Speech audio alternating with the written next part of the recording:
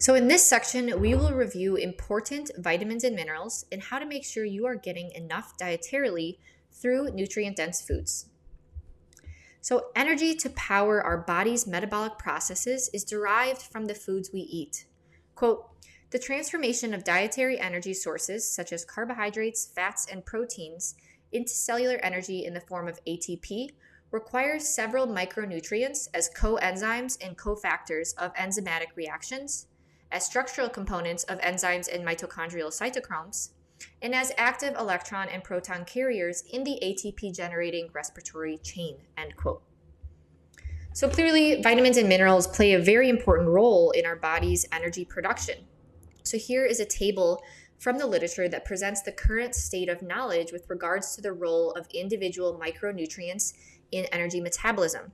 So I'm not going to walk through each of these, but the link to this research paper is in the PDF script of this section.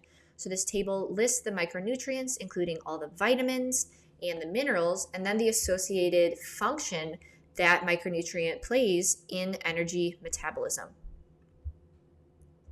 So clearly, nutrients are very important, and without nutrients, we can't make energy properly. Now, it's important to remember that when you have a faster metabolism and you build more muscle, you are producing more energy. So more energy production requires more vitamins, more minerals, more cofactors. So you have a responsibility to frequently consume a lot of nutrient-dense foods to give your body the tools it needs to be able to keep up with your elevated metabolic rate. Micronutrient deficiencies impair every part of our function, including energy production, physical performance, and cognition. Our mitochondrial function is particularly compromised by an insufficient dietary intake of the B vitamins, which many people do not consume enough of. And this is especially important if you are consuming higher amounts of carbs, which we think you should, because thiamine, vitamin B1, is the spark plug to make sure we are properly oxidizing carbohydrates. Here's a quote from literature, quote, thiamine is essential to the citric acid cycle, and a thiamine deficiency can result in impaired aerobic respiration and cellular energy production, end quote. Now, remember, health is not just nutrient intake. The state of your metabolism, the state of your thyroid and endocrine system will all play a role in nutrient retention.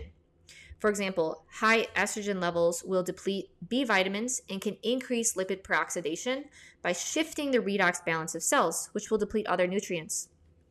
So having good thyroid status and good progesterone levels improve our magnesium retention.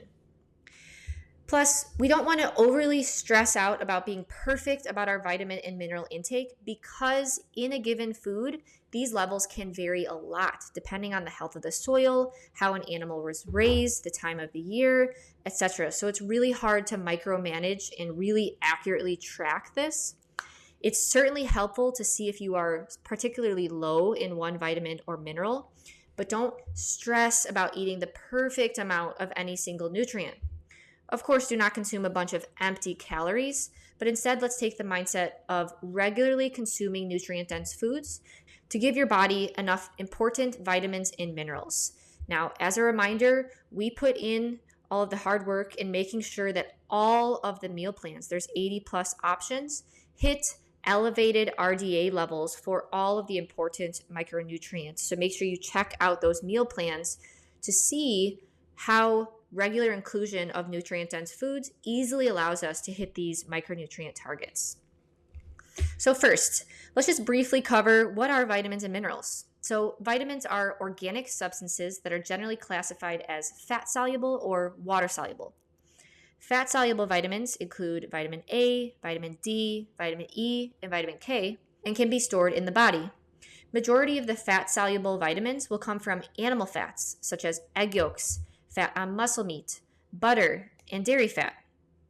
Now, water-soluble vitamins like vitamin C and the B vitamins must dissolve in water before they can be absorbed in our body, so they can't be stored. We have a cap for how much of these water-soluble vitamins we can absorb in one single sitting, and so excess will primarily be excreted through the urine.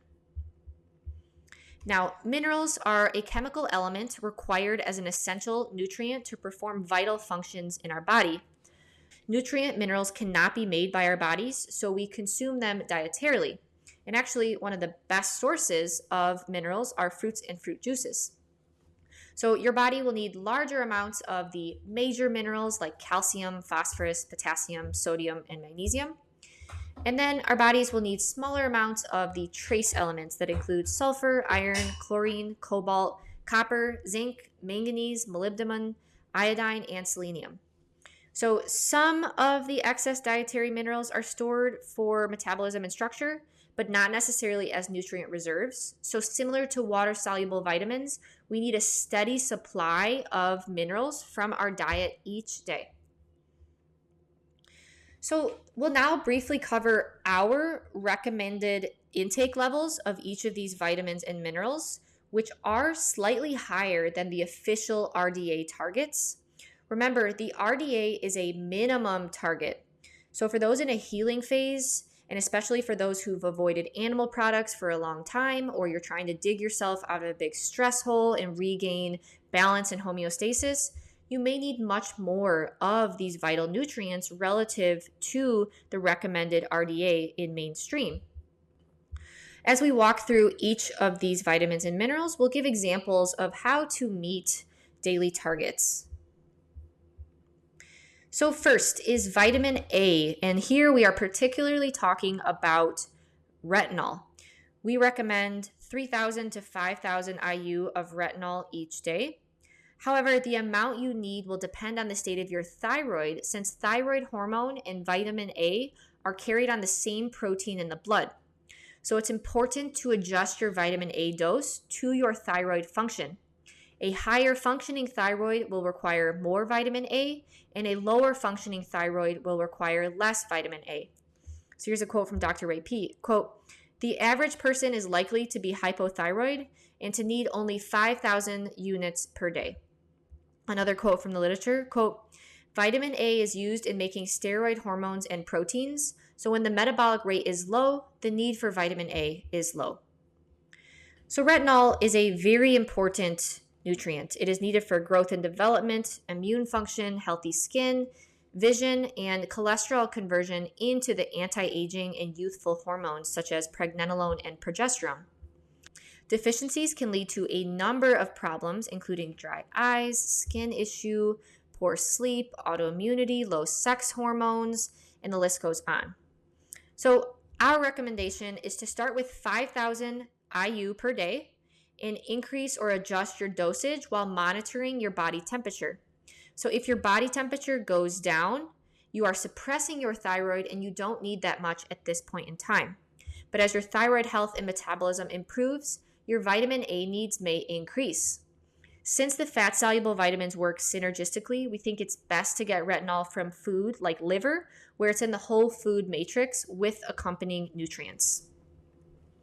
Now, just to make sure we make this point clear, we are not talking about carrots and sweet potatoes here. We are talking about real retinol. So there are two types of vitamin A, retinol and then carotenoids. And the most well-known carotenoid is called beta-carotene. So retinol is found in animal products and can be used by the body essentially right away. Beta-carotene and other carotenoids are found in plants like carrots and sweet potatoes. Think anything orange. So this form has to be converted into retinol before it can be used.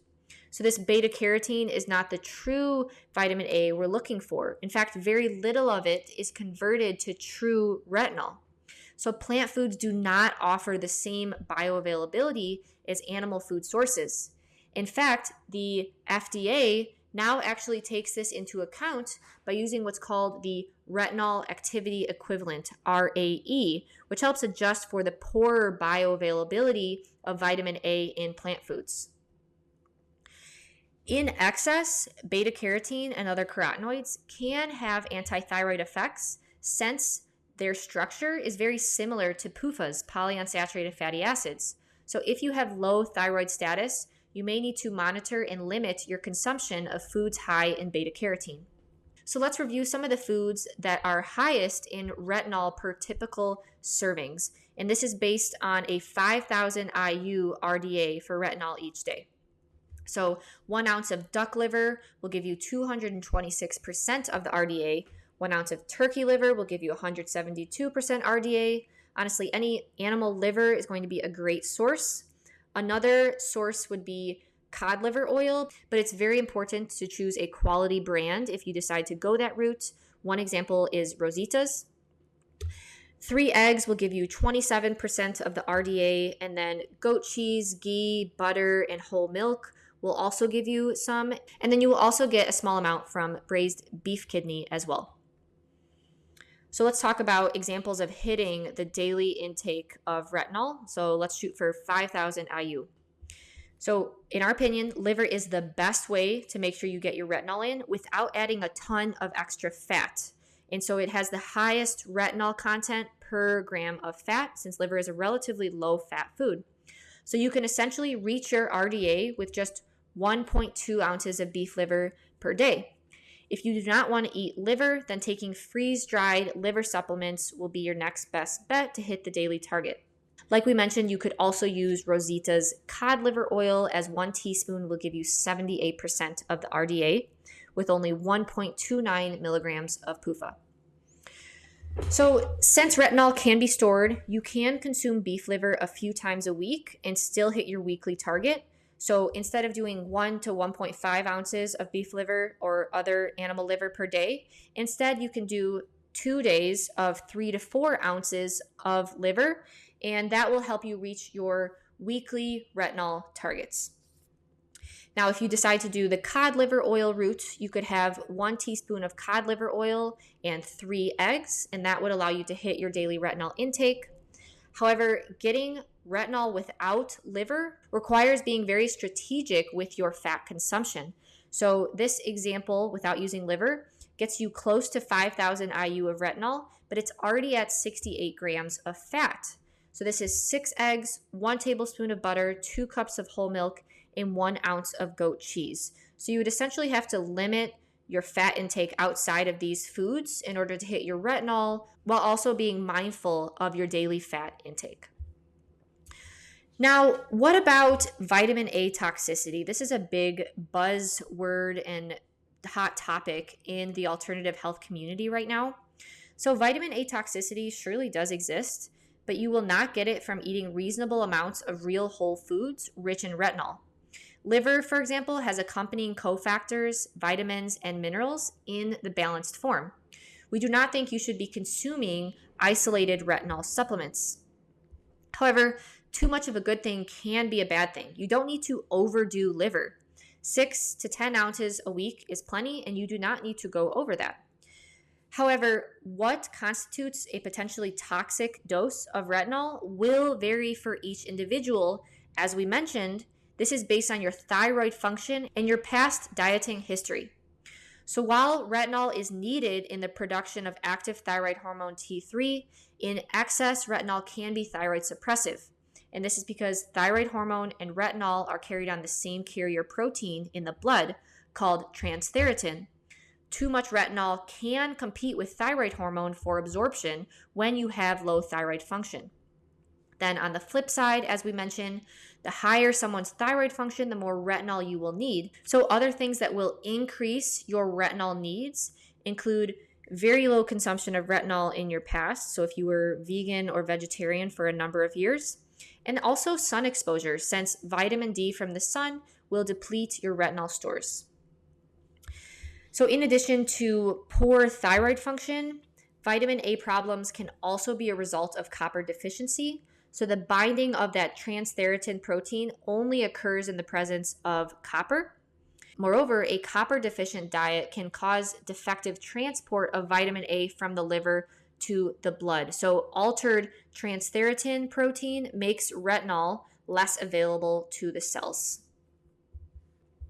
So other things that can lower transthyretin and thus negatively impact the bioavailability of retinol to your cells include poor liver health, high fat intake, low copper consumption, and high stress. So here's a quote from Dr. Ray P. Quote, transthyretin, which carries both vitamin A and thyroid hormones, is sharply decreased by stress and should probably be regularly measured as part of the thyroid examination, end quote.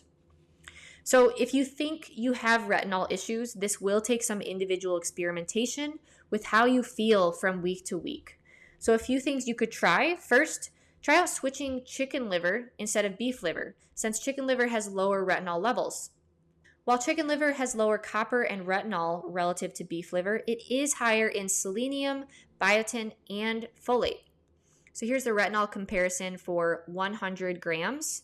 Pork liver has the highest at 6,500 micrograms, beef liver 4,950 micrograms, and chicken liver 3,290 micrograms. So another thing you could do is to increase your vitamin E supplementation, since vitamin E protects from excess retinol. Another experiment would be to try 1 week with no liver and 1 week with small amounts each day, and then the following week with 2 days of liver throughout the week. Do you notice a difference? As you're doing these experiments, monitor your body's temps and pulse to gauge your metabolism. This is definitely something to monitor over time, since as we mentioned, your retinol needs may change as the seasons change and you improve your thyroid health. All right, next up is vitamin D. So the RDA for vitamin D is between 600 and 800 IU. However, some research shows that this RDA level is significantly lower than what it should be. But this is a very hard nutrient to get dietarily without consuming a ton of fat. So we think sun exposure is the best way to get it. Sunlight is an essential nutrient. So vitamin D is actually the only nutrient that your body will produce when it's exposed to sunlight. But over 50% of the world's population do not get enough sunlight, since many people spend a lot of time indoors or wear a ton of sunscreen. Most people are deficient. So vitamin D is needed for proper calcium absorption, bone metabolism, hormonal regulation. It protects against bone loss, inflammation, and calcification, and it's needed for proper sleep. Yes, your body can store vitamin D for a few months, since this is a fat-soluble vitamin, but having good optimal serum vitamin D levels is pro-metabolic, since it improves our metabolism and health. There's actually a negative correlation between serum 25-OHD levels and PTH, parathyroid hormone. And remember, elevated levels of PTH are part of the stress system. Here's a quote from Dr. Ray Peat, quote, "When there is adequate calcium, vitamin D, and magnesium in the diet, PTH is kept to a minimum. When PTH is kept low, cells increase their formation of the uncoupling proteins that cause mitochondria to use energy at a higher rate. And this is associated with decreased activity of the fatty acid synthase enzymes," end quote. So low PTH means that our metabolism will be functioning better. However, vitamin D is more than just one vitamin. It's actually a family of nutrients that share similarities in chemical structures. So we will touch on 4 of these forms of vitamin D. So first, vitamin D3, also called pre-vitamin D or calciferol. And this is the type you get from food, sunlight, and vitamin D supplements. So your skin will make vitamin D3 when it's exposed to sunlight, so that UVB radiation in the sun will trigger the formation of vitamin D3 from 7-dehydrocholesterol in your skin. Next up, we've got vitamin D2, also called ergocalciferol. So vitamin D3 is only found in animal sources and supplements, whereas vitamin D2 comes from plant sources, supplements, and fortified foods. Since vitamin D2 is cheaper to produce relative to D3, it's the most common form in fortified foods. Next up, 25-OHD, so 25-hydroxyvitamin D or calcifediol, also known as the storage form, which is kind of a confusing term. So vitamin D3 is converted to this form in the liver, and it's termed the storage form since the liver can store large amounts of it, but it is this form that has so many beneficial effects in the body. And the last one we'll touch on is 125-OHD, also called 125-hydroxyvitamin D, and this is called the activated form, which, again, confusing nomenclature. So when your diet is low in calcium or vitamin D, as we've discussed, your parathyroid hormone, PTH, is activated to pull calcium from the bones. So this PTH actually converts vitamin D3 into 125-OHD, And so this gives the signal to your body to release calcium out of the bones and into the bloodstream. So we do not want high levels of this 125 OHD, as it contributes to calcification, osteoporosis, and a poor metabolic rate. So it should really only be produced in emergency situations when the body is low in vitamin D3 or calcium. So it is almost impossible to get enough vitamin D from diet alone unless you pound down a ton of fatty, oily fish like salmon, which will add a lot of PUFA into your diet.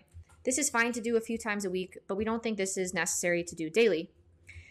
So here are some of the top food sources, and so it's pretty hard to reach the 800 IU or higher. 1 teaspoon of Rosita's cod liver oil will contain 395 IU. 3 eggs will contain 141 IU, 1 cup of milk, around 100, 1 ounce of beef liver, 55 IU, and the list goes on. So again, we return to the conclusion of the best way to get vitamin D is from sun exposure, in particular the UVB rays. And so the amount of time you need to spend outside in the sun in order to achieve enough vitamin D synthesis will depend on 1, where you live relative to the equator, 2, how much skin you expose, and 3, the time of year. So a large portion of the world's population live in areas where there's actually not enough sunlight or UVB synthesis year-round to produce adequate amounts of vitamin D. And again, when we say adequate amounts of vitamin D, we are talking about optimal levels. Obviously, our body can get through the winter months relying on some stores, but is that the most optimal? So when there is enough UVB and we are able to get sunlight for our vitamin D synthesis, there are some things we want to consider for sun exposure. So here we'll review some of our tips for optimal sun exposure.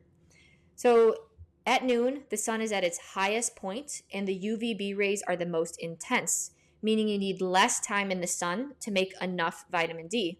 So the body is actually most efficient at producing vitamin D around noon.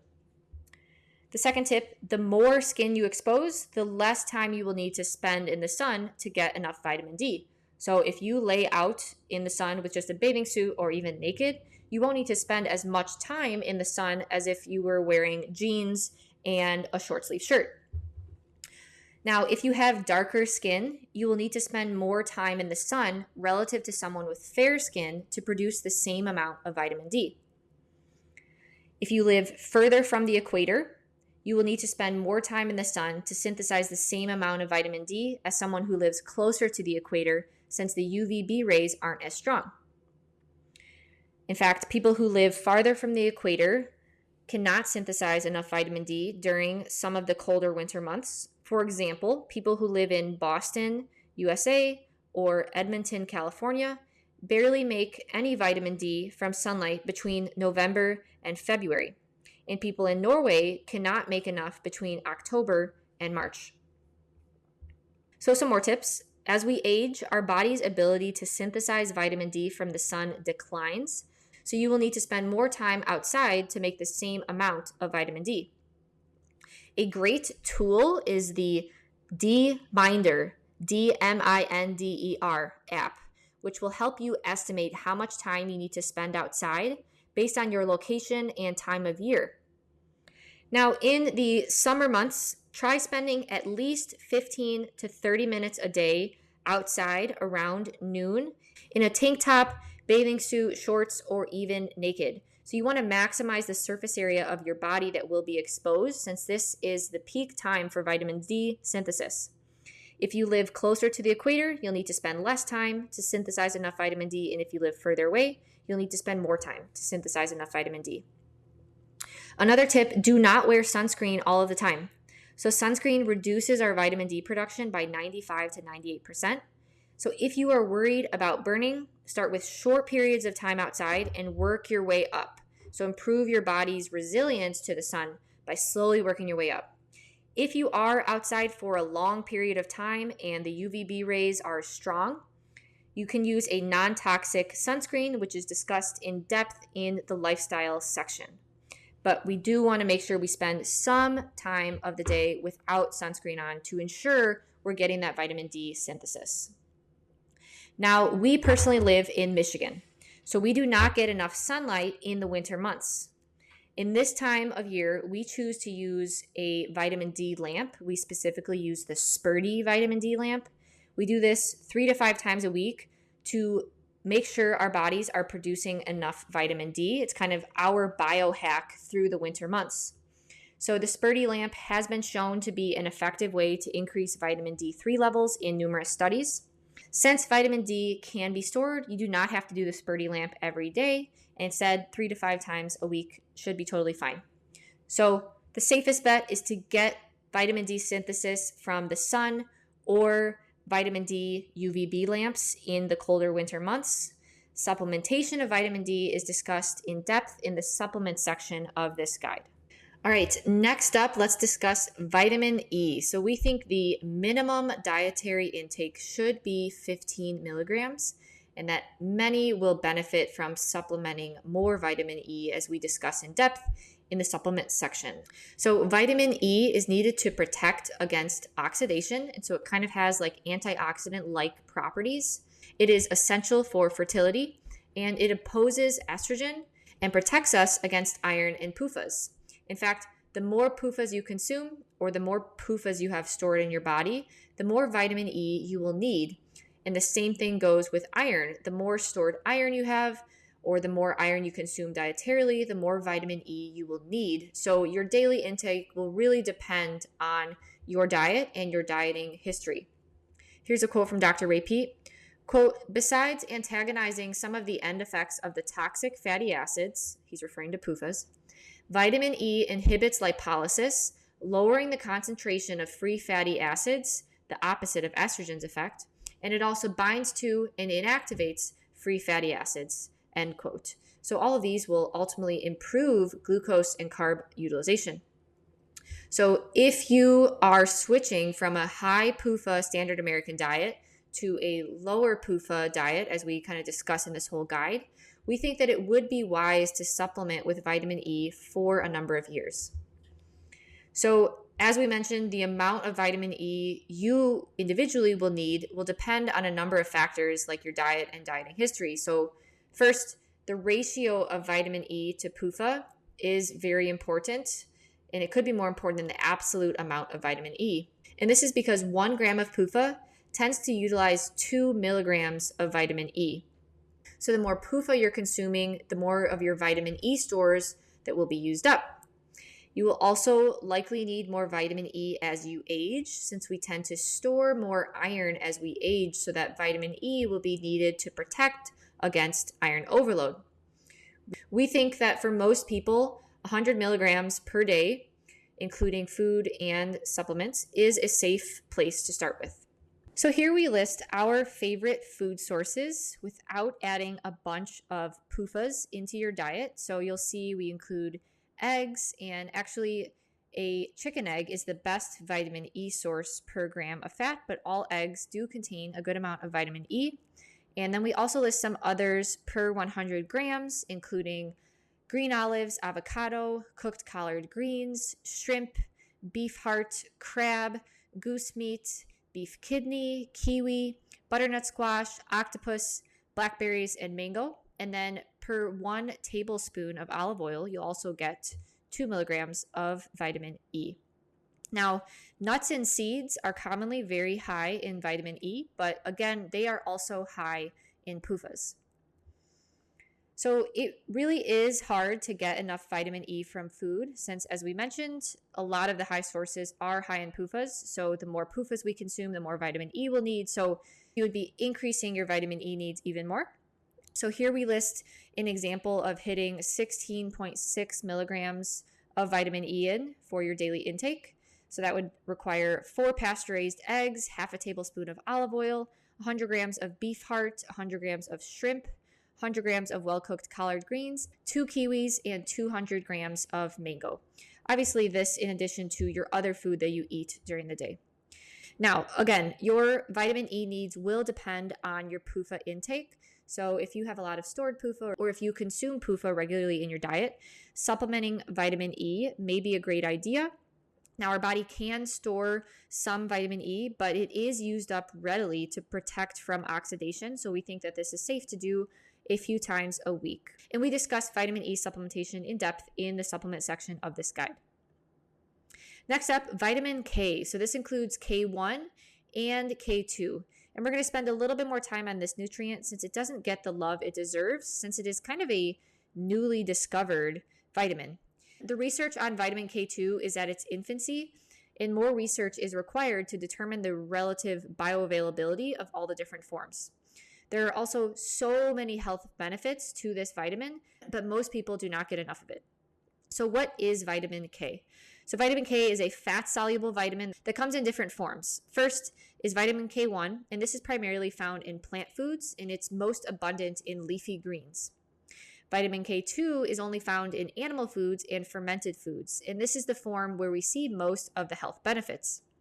Now, the term vitamin K2 actually refers to a collection of more specific forms known as menaquinones that are all abbreviated MK with a specific number attached, referring to the chain length and structure size. So, for example, MK4, MK7, MK10, etc.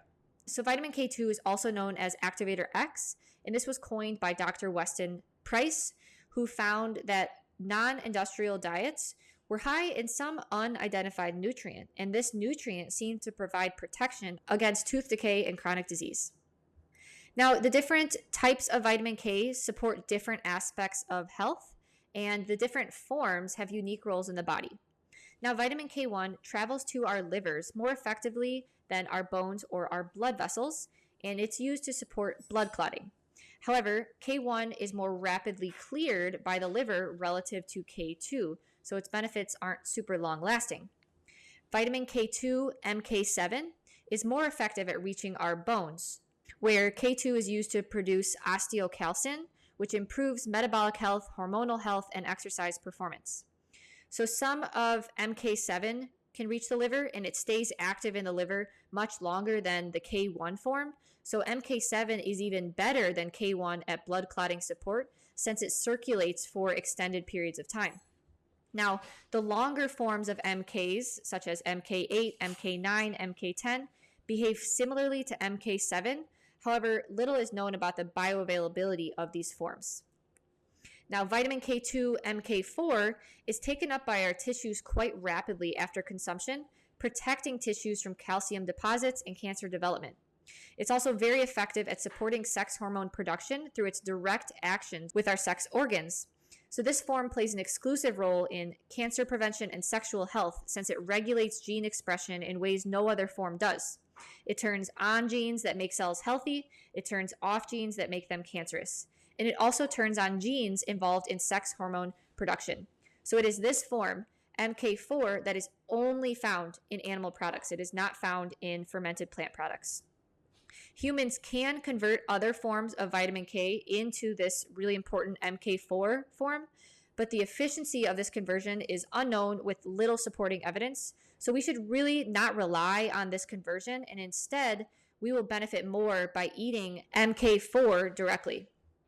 Plus, there are human studies showing that K2 provides many more health benefits relative to K1 consumption alone, because this conversion of other forms of vitamin K into K2 relies on a healthy gut, which many people do not have.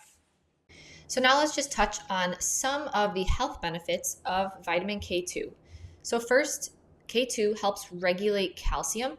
So it prevents calcium from going to the wrong places like kidney and blood vessels, and makes sure it goes to the right places like bones and teeth.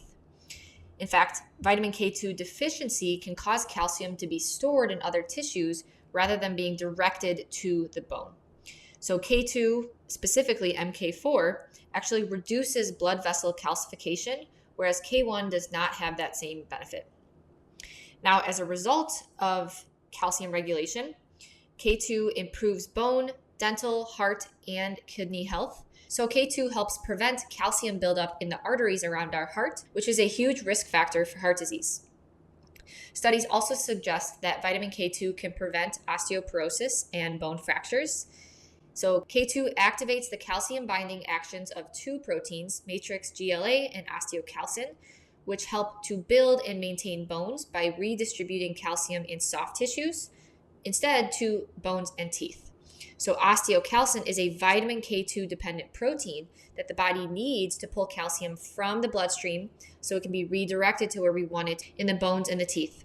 Osteocalcin also stimulates the growth of new dentin, which is the calcified tissue underneath your teeth enamel, thus reducing cavity risk and slowing tooth degradation. So this very important osteocalcin cannot do its job without vitamin K2. Moreover, there is a strong positive correlation with heart health and vitamin K2 consumption in observational studies. So in one 7 to 10 year study, people with the highest K2 intake were 52% less likely to develop artery calcification and had a 57% lower risk of dying from heart disease. In another study of 16,057 women, they found that higher intakes of K2 had a significantly lower risk of heart disease.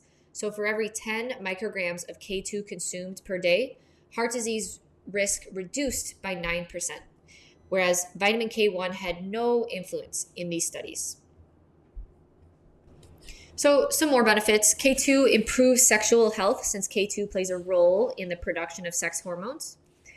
K2 improves metabolic health since it helps you make insulin and remain insulin sensitive. And K2 improves overall systemic energy production. So here's a quote from the literature. Quote, mitochondrial dysfunction was rescued by vitamin K2 that serves as a mitochondrial electron carrier, helping to maintain normal ATP production. Another benefit is that K2 helps prevent cancer. And lastly, there is a strong association between elevated levels of vitamin K2 and lower risks of cardiovascular disease, osteoporosis, and cancer. So now let's dive into the best food sources of vitamin K1 and vitamin K2. So first, for K1, so the best sources are going to be well-cooked collard greens and other dark leafy greens. Make sure they are well-cooked. Kiwis actually contain some K1. Blueberries and blackberries are a source, and so is avocado. So this is why we like to consume well-cooked collard greens from time to time to make sure that we're getting some K1 into our diet. Now for vitamin K2, the best sources include natto. So this is actually a fermented soy food, and the source of K2 is the bacteria used in the fermentation. However, this does not contain MK4, it only contains MK7. So this is why we don't think that this is the best source. You're not getting the wide spectrum of the K2 sources. Another great source of K2 is cheese, and the K2 content of cheeses varies according to the starter culture used to make it. So non-fermented cheeses and processed cheeses contain lower amounts of K2. The highest cheese sources are going to be like Munster, Jarlsberg, raw Jersey cheese, aged Gouda, Edam cheese, Camembert, Emmental, and cheddar. So you'll notice that Reggiano and Romano cheese are not on this list, and that's because those cheeses do not require a starter culture. They just use milk, animal rennet, and salt. And so really what helps increase the K2 content of these cheeses is a starter culture. So that's why, for example, aged Gouda is high in K2 because it requires the use of a starter culture. Other sources of K2 include goose liver. It is jam-packed with K2. Grass-fed beef and pasture-raised pork and chicken meat. These are going to contain MK4. But as a note, meat, eggs, and dairy from pasture-raised animals will contain more K2 since these animals consume a ton of K1 from grasses and convert a portion of this into K2 that we consume. Animals from confinement operations will thus not have the same levels of K2. Pasture-raised eggs are a great source of K2, specifically MK4, and then also dairy fat. So dairy fat contains larger amounts of the longer chain MKs, so MK9, MK10, and MK11, and then they do contain some amounts of MK4. So vitamin K2 levels in dairy products come from the bacteria used in fermentation. So fermented products like buttermilk, cheese, and yogurt will be the main dairy sources that contain vitamin K2. Now, pork is also going to be a source of K2, but it is mainly going to contain the longer chain MK9, MK10, and MK11, where the research is not very well established on the bioavailability of these forms. This does not make pork bad. Let's just consume a variety of animal products to make sure that we're getting the full spectrum of the vitamin K2 menoquinones. Now, how much vitamin K should we be consuming? Well, the RDA for vitamin K is 90 micrograms per day, but this recommendation was last updated in 2001 before a lot of the research came out about the benefits of K2 and the best sources. Really, a lot of this K2 research has come out in the last 10, 15 years. So this RDA is outdated. In fact, this 90 microgram target is likely inadequate for both K1 and K2. While there is currently no RDA for K2, some experts recommend consuming between 100 to 200 micrograms for K2 every single day. In fact, some researchers are calling for an adjustment to the RDA to make separate requirements for K1 and K2. Now, hitting 150 to 200 micrograms of vitamin K2 dietarily can be challenging without some strategic planning and without consuming super high fat. So here's one example of hitting 230 micrograms of K2 with only 49 grams of fat for your day. You would, of course, consume other foods, but consuming this list within a given day will help you hit 230 micrograms of K2. So first would be 2 1-ounce servings of aged Gouda, 1.5 ounces of beef liver, 3 pasture-raised eggs, 3/4 cup of Greek yogurt, and 100 grams of ground beef. Now, don't try to really be perfect with your K2 intake because the K2 content of food products will vary drastically depending on the time of year and the animal's diet. We just want to regularly consume these nutrient-rich animal foods to make sure that we're getting regular consumption of K2. In fact, unlike other fat-soluble vitamins like A, D, and E, the body does not store vitamin K. It's recycled by the body, but not in significant amounts. So these stores should be replenished regularly. All right, next up is vitamin C, a water-soluble vitamin. So the RDA is about 90 milligrams, but we think around 500 milligrams is actually optimal for active and stressed individuals. We love whole food vitamin C since it also contains bioavailable copper and has many more benefits than ascorbic acid alone. Vitamin C is needed for growth and repair of tissues, immune system health, protection from excess iron, serves as an antioxidant, helps prevent scurvy, and is important for strong bones, robust immunity, resistance to illness and toxic stress, brain power, sex drive, affection, energy, healthy skin, and hair. So as we've mentioned, athletes and stressed people could likely use more than the RDA. And some research shows that 400 milligrams a day, spaced into 2 doses, provides the highest achievable blood levels. So when we think about sources, vitamin C is a water-soluble vitamin, and its levels are lowered by heat, which is why fruit, since we eat fruit raw, is one of the best sources of vitamin C.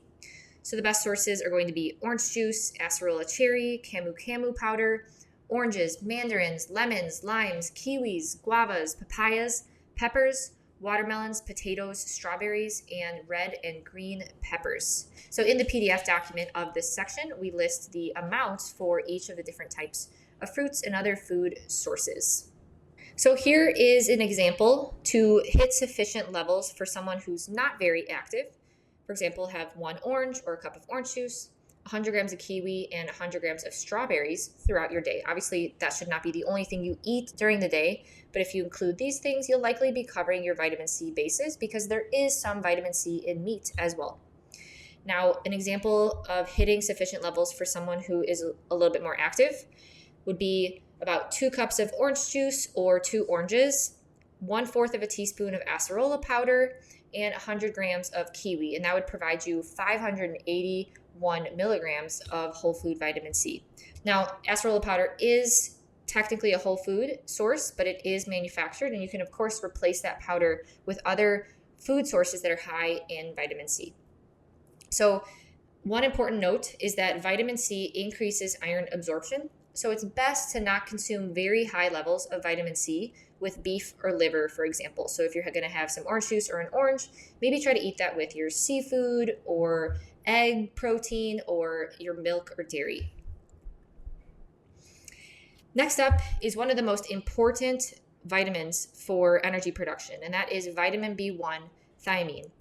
The RDA is 1.2 milligrams, but many research papers suggest that the RDA is too low to meet the demands of modern living, since environmental pollutants and stressors all deplete our vitamin B1 stores.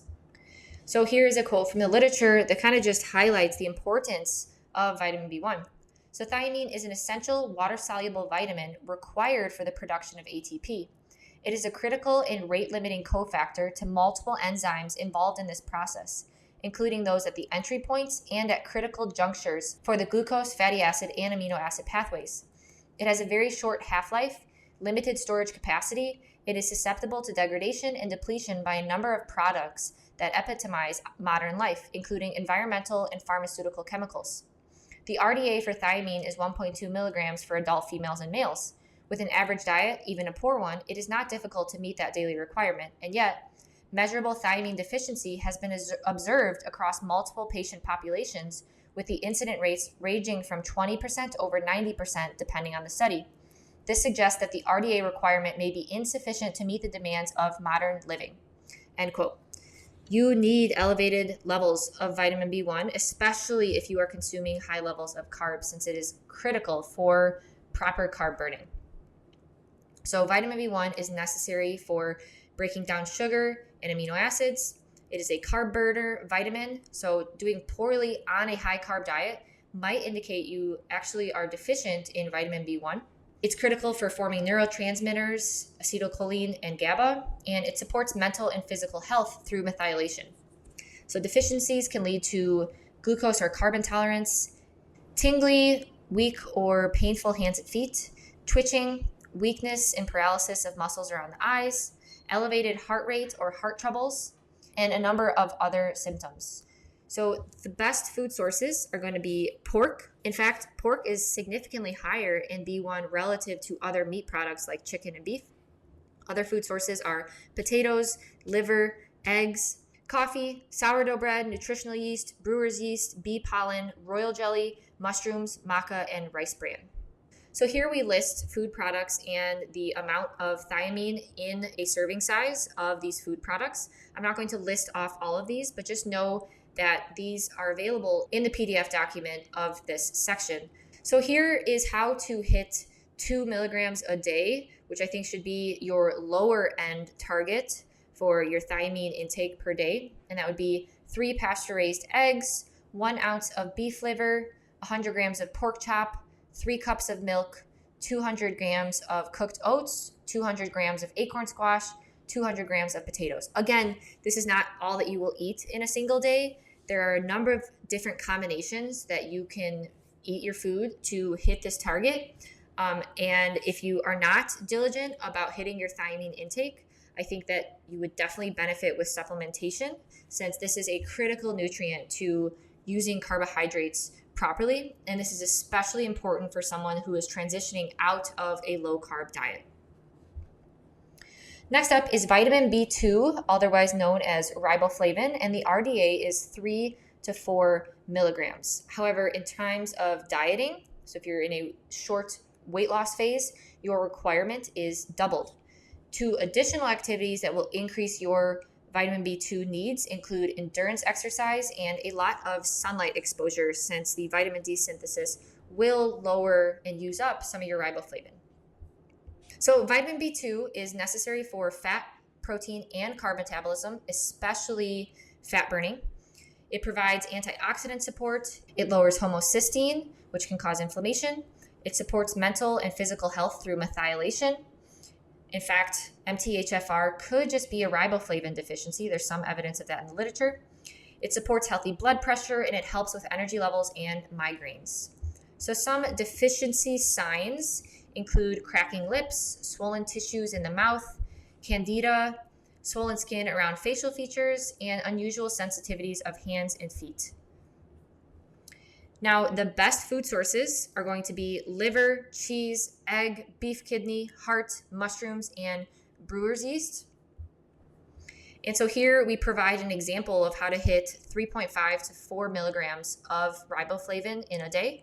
And that would be 1 ounce of beef liver, 3 eggs, 100 grams of beef shank, 100 grams of mushrooms, 1 slice of sourdough bread, 2 cups of milk, and 100 grams of cottage cheese. Again, there are a number of combinations, but this is just an example of how to hit 3.5 to 4 milligrams in a given day. So next up is vitamin B3 niacinamide, which is a very important protective B vitamin. We think you should be hitting minimum 20 to 30 milligrams per day. So here's a quote from Dr. Ray Peat, quote, "Glucose and niacinamide work very closely with each other and with thyroid hormone in the maintenance and repair of cells and tissues.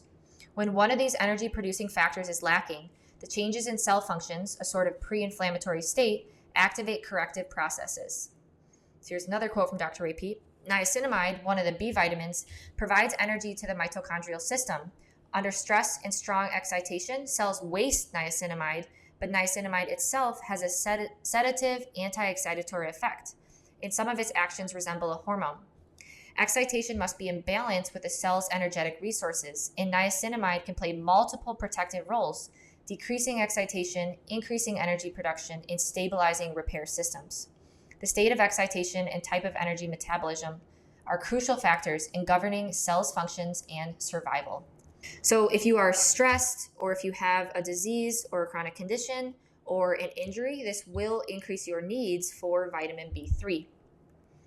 Now, the best food sources include liver, chicken, pork chops, ground beef, potatoes, sourdough bread, wild rice, properly prepared corn tortillas using masa harina, which we discuss in the food preparation section, and coffee. All right, next up, another B vitamin, vitamin B5, pantothenic acid.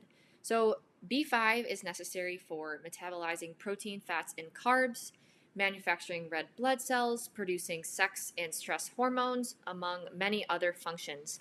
We would suggest an ideal daily target of 5 to 10 milligrams. However, it is relatively easy to get the RDA dietarily if you're consuming a well-rounded, balanced diet. So the food sources highest in B5 are largely animal foods, and that includes chicken breast, eggs, beef heart, milk, chicken liver, pork chops, beef shanks, and then some plant foods high in B5 include boiled mushrooms and potatoes. And vitamin B6. So this is a very important B vitamin that inhibits adrenaline release, blocks cortisol, increases the utilization of protein by assisting with amino acid breakdown in the intestines. So some people suggest 3 milligrams per 100 grams of protein for men and 3.5 milligrams for 100 grams of protein for women. So the more protein you consume, the higher amounts of B6 may be optimal. So B6 is necessary for amino acid breakdown in the intestines, a healthy immune system, taking amino acids and turning them into neurotransmitters, different amino acids, or glucose, helps break down excess amino acids and clean up ammonia that's left over as a result, helps release stored carbohydrates to fuel intense exercise or keep blood sugar stable, and helps prevent anemia, lower homocysteine and histamine, and prevent collagen from turning into oxalates. In addition to higher protein consumption, some other reasons to need more vitamin B6 include high estrogen levels, inflammation, certain over-the-counter drugs, and sulfites. So the best food sources are listed on this slide, and this includes beef liver, chicken liver, beef shank, boiled potatoes, bananas, pork chops, chicken breasts, and dark chicken meat, beef liver, ground beef, and sirloin steak. Now, vitamin B7, biotin. Again, some individuals suggest 100 micrograms for every 100 grams of protein in the diet. So your biotin intake may depend on the amount of protein you consume. So biotin improves insulin sensitivity. It lowers free fatty acids, helps restart the Krebs cycle, and encourages full oxidative phosphorylation to restore proper glucose metabolism. And so biotin is a very important nutrient for proper utilization of glucose. In addition, biotin is necessary for cell growth, metabolism, transfer of CO2, burning any fuel for energy, especially protein for gluconeogenesis, and it's needed to free up vitamin B5 to do its job. So some risks for deficiency include dialysis, digestive disorders, and alcoholism, and regular consumption of raw egg whites, since raw egg whites contain avidin, which can bind to biotin and reduce the bioavailability of biotin. So when you cook egg whites, that destroys the avidin in the egg whites. So the best food sources include liver, especially chicken liver. As you can see here, it has almost 5 times the amount relative to beef liver. Cooked oatmeal, cooked mushrooms, cooked sweet potato, pork kidney, coffee, pasture-raised eggs, and then cheese will contain a small amount as well. Next up is vitamin B9, otherwise known as folate, and we would suggest a minimum intake of 400 micrograms per day. So folate is necessary for repair and formation of DNA, production of healthy red blood cells, supporting methylation, clearing histamine, synthesizing creatine, helps with the synthesis of choline, and overall mental and physical health. So some risks for deficiency include sunlight and tanning because UV exposure increases your folate needs, smoking, alcohol consumption, digestive disorders, various over-the-counter drugs, cancer, and rare genetic disorders. So the best food sources include pasture-raised eggs, beef, beef liver, chicken liver, well-cooked collard greens, well-cooked beets, orange juice, oranges, and papayas. Next up is vitamin B12 with a suggested daily intake of 3 micrograms. Doses higher than this per meal are absorbed very inefficiently. So again, these B vitamins, there's a maximum amount that can be absorbed in a sitting, so it's important to consume these B vitamins every single day. So there is actually a high prevalence of vitamin B12 deficiency for those with hypothyroidism or a sluggish thyroid system. And this is most likely due to chronic malabsorption from chronic gut issues due to a poor metabolism. Our body requires a proper functioning thyroid and energy production to produce sufficient stomach acids. The solution? Improve your metabolism and overall thyroid health, which we talk about extensively throughout this guide, and increase your vitamin B12 intake. So, as a note, older adults can have poor absorption of B12, so they may need to increase their daily intake to closer to 40 micrograms per day. However, B12 is a unique water-soluble B vitamin because B12 can be stored in small amounts in the liver. So B12 is necessary for brain and nervous system function, blood production, the metabolism of every cell in the body, preventing nervous system degeneration, and helping with methylation. So some risks for deficiency include being a vegetarian or a vegan because animal foods are going to be your best source of vitamin B12, and older individuals due to poor absorption as we age.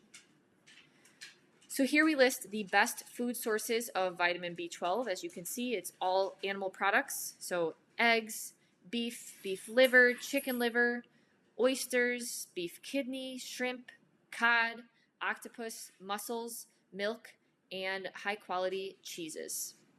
So next up is choline. So choline is an organic water-soluble compound.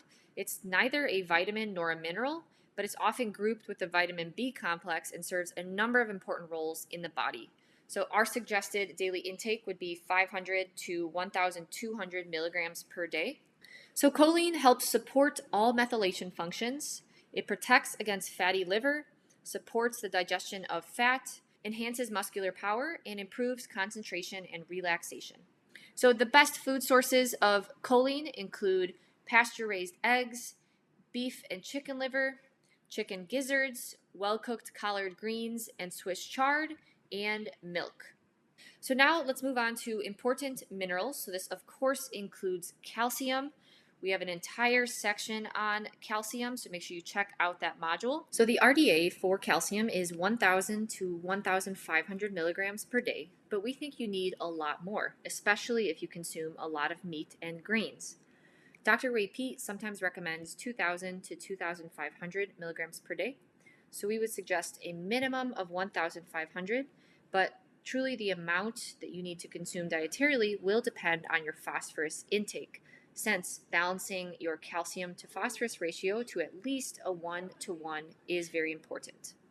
So the more phosphorus you get with more meat and grains, the more calcium and vitamin D you will need.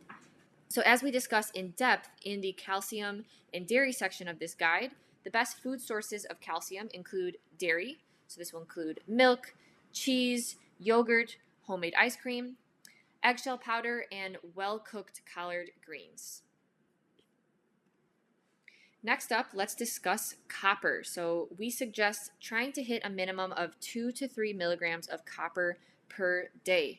Many people could benefit from including more bioavailable copper in their diet. So adequate copper and retinol levels help us keep our total iron level in our bodies in check. Copper plays a key role in energy production. Copper is also necessary to help protect against allergies, histamine intolerance, insomnia, anxiety, acid reflux, brain fog, fatigue, and hypothyroidism. So here we list the best food sources of bioavailable copper, and this includes oysters, beef liver, squid, lobster, crab, beef heart, well-cooked mushrooms, well-cooked potatoes, and chocolate. So other good sources include chlorophyll, which can be included as a dietary supplement, or vitamin C rich foods, because as we discussed, the whole food vitamin C complex includes bioavailable copper. Let's talk iron. So again, remember we have a whole module dedicated to iron, since many people probably lean towards being iron overloaded rather than being iron deficient. However, we should not avoid foods that are high in iron because we do need dietary iron. However, we do not think that this is a nutrient you should try to maximize your intake on. If you are regularly eating meat, you will hit your iron intake easily. So the top sources of iron include spleen, liver, heart, and various cuts of meat such as skirt steak. All right, magnesium. So we think a minimum target should be 400 to 500 milligrams of magnesium per day.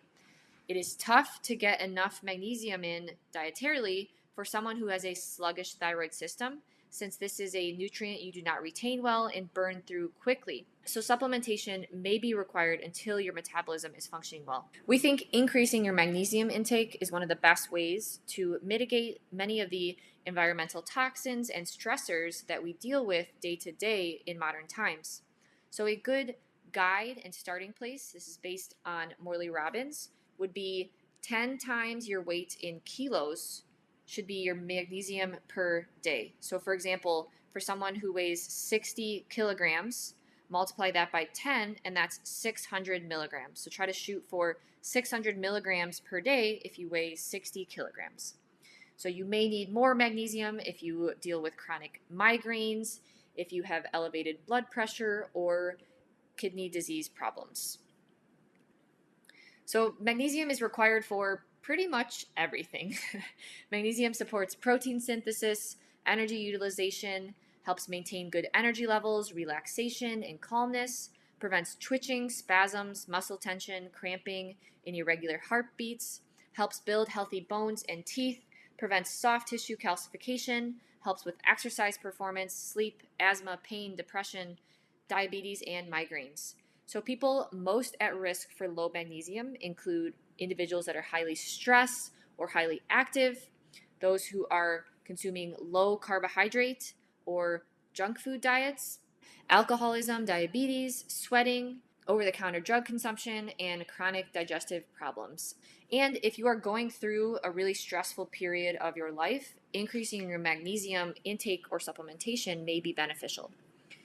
So the best food sources are listed on this slide, and we'll just walk through some of them. So great sources include milk, avocado, wild rice, well-cooked Swiss chard, cooked oatmeal, chocolate, well-cooked potatoes, crab, bananas, pork loin, sirloin steak, cod, ground beef, orange juice, cacao powder, and sourdough bread. Next up is manganese, and we think an optimal intake per day is 2.5 to 3 milligrams. So manganese is important for a number of factors, including protecting the mitochondria, protecting your tissues from wear and tear, helping you metabolize protein, helping you keep your blood sugar levels up, and you're keeping your blood sugar free of plaque, making your bones strong, helping with wound healing, and helping with optimizing our hormones. So here we list food sources that are high in manganese, and this includes cooked mussels, well-cooked brown rice, well-cooked white rice, well-cooked oats, oysters, pineapple, blueberries, well-cooked wild rice, sourdough, sweet potato, acorn squash, and coffee.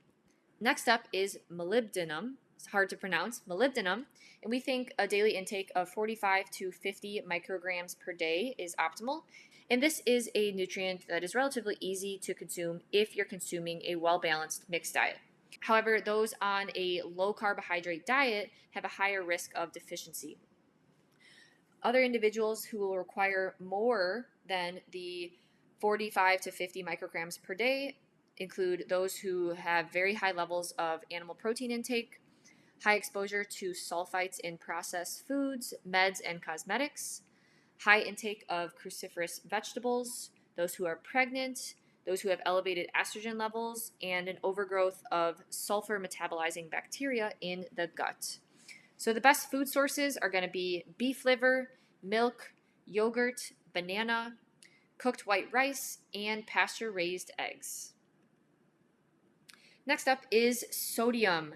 So we think that an optimal level is really closer to 3,500 milligrams or above, and some suggest at least 63 milligrams per 1 kilogram of body weight for daily sodium intake to prevent the chronic loss of calcium and magnesium. We personally do not track our salt, but the way that we ensure we get enough sodium in each day is heavily salting all of our food. So Dr. Ray Peat has a quote talking about the potential consequences of being low in sodium. Quote, "One way of looking at those facts is to see that a lack of sodium slows metabolism, lowers carbon dioxide production, and creates inflammation, stress, and degeneration. Rephrasing it, sodium stimulates energy metabolism, increases carbon dioxide production, and protects against inflammation and other maladaptive stress reactions." End quote.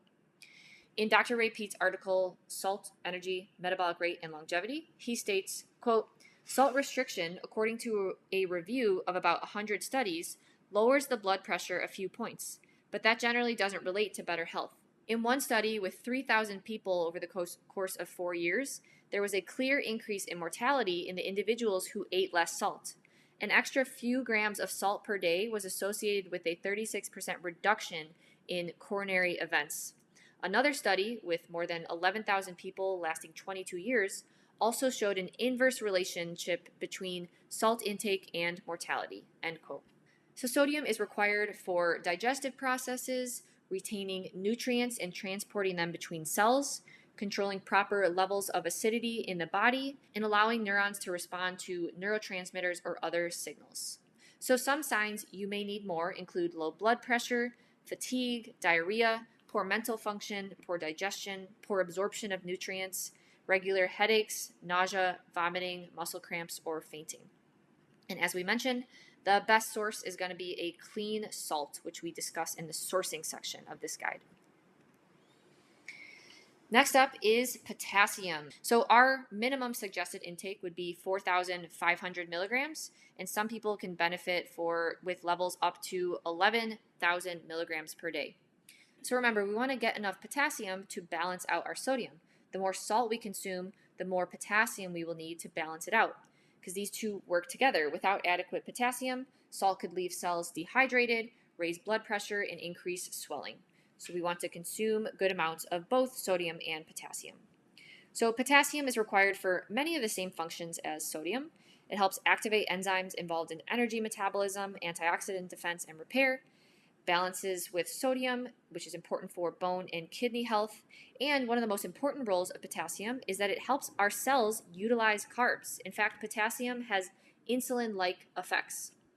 So the best sources of potassium are going to be fruits, fruit juices, and potatoes.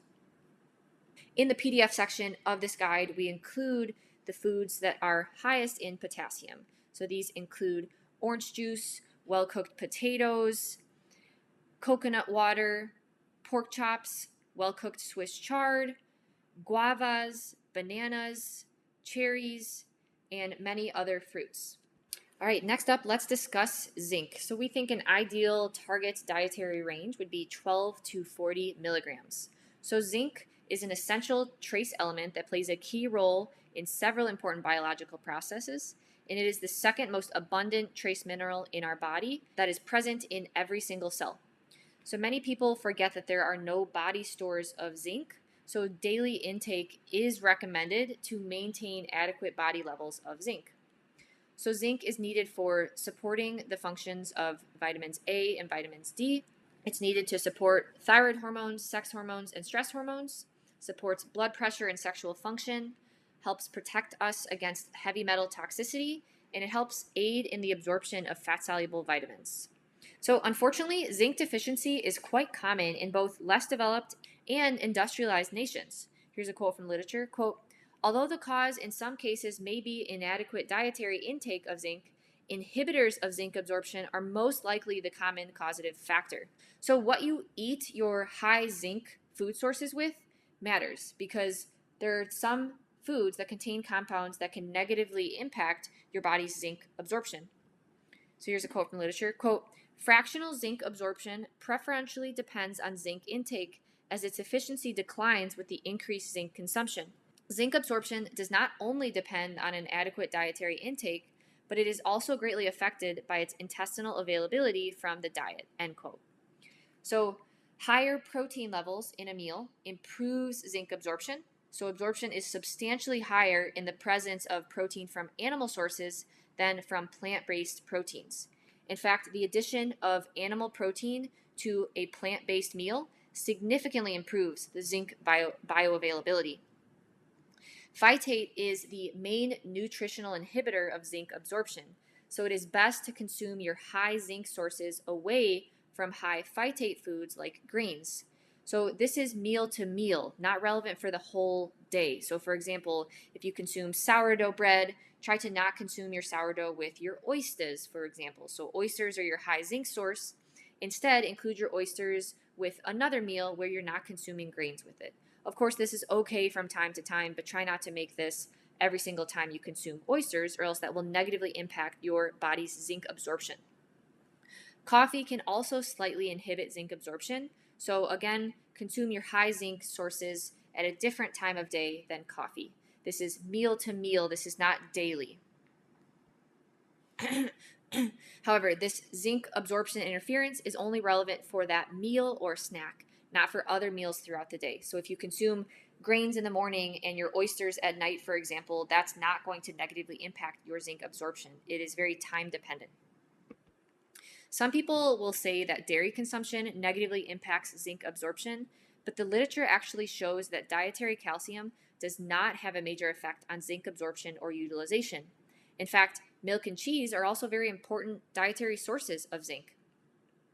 So other things that can contribute to deficiency include chronic diarrhea, heavy metal toxicity, vomiting, excessive levels of oxidative stress, inflammation, life stress, digestive disorders, impaired methylation, alcoholism, and diabetes.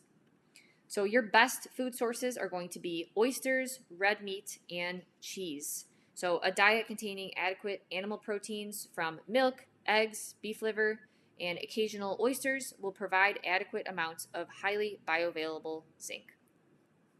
Next up is selenium. We think that a daily intake of 100 to 120 micrograms is optimal. So selenium is needed for stress resilience. It's important to protect from viruses. It has important antioxidant roles, and it improves thyroid health. In fact, selenium is an essential mineral used by the liver to convert T4 into active thyroid hormone T3. So some signs of deficiency include streaks or white spots along your nails, excessive hair loss, liver damage, and tingling in your hands and feet. So a common trend throughout this section is that animal food is going to be your most reliable source, and this includes selenium. So the amount in plants actually varies quite a bit due to soil health. So the best selenium sources are going to be beef and pork kidney, mussels, oysters, pork chop, chicken breast, cooked shrimp, and pasture-raised eggs. So let's briefly touch on iodine. We think optimal intakes would be 150 to 300 micrograms. However, more may be needed for pregnant individuals or during lactation.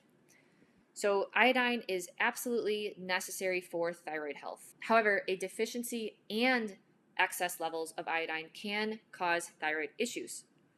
Dr. Ray P. is actually against supplementing with excess iodine since this can be dangerous since it is very easy to overdo it. So we think it is best to get your iodine from food.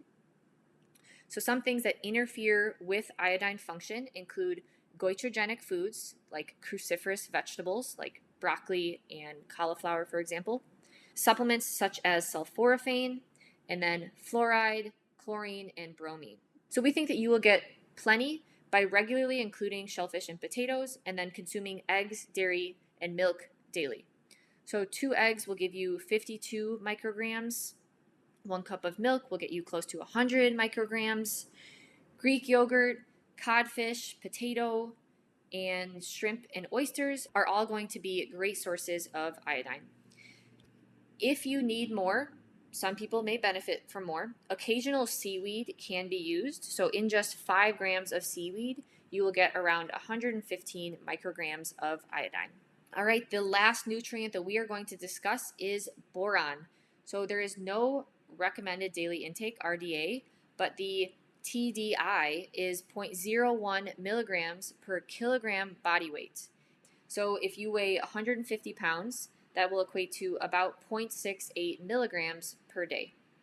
So boron is a very important trace mineral with a number of benefits, including improved bone growth, reducing inflammation, improved wound healing, raising levels of antioxidant enzymes, displacing fluoride that causes a number of problems in our body, and improving magnesium and calcium absorption.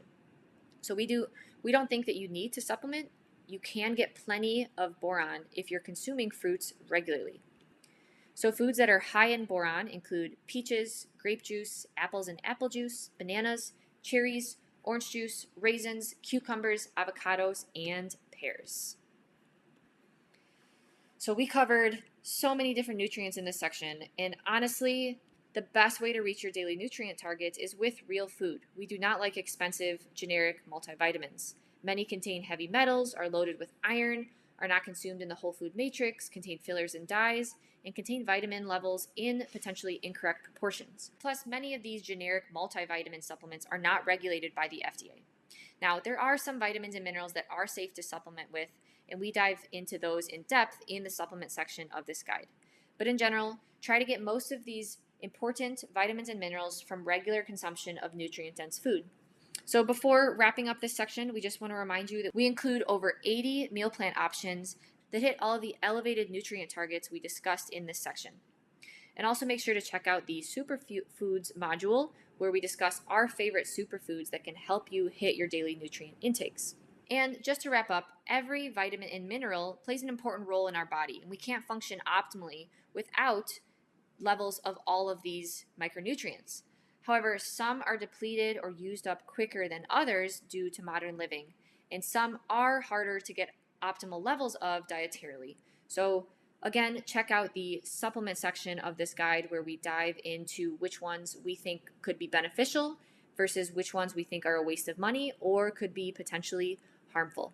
Another take-home point I want you to walk away with is, in addition to animal products providing us with bioavailable protein and then plant products providing us with good carbohydrate energy sources, you can see throughout this section that a number of vitamins and minerals can only be met with regular consumption of animal products, and then a number of vitamins and minerals are best met with the consumption of plant products. Just further supporting that humans are omnivores and an optimal diet requires consumption of both plant products and animal products.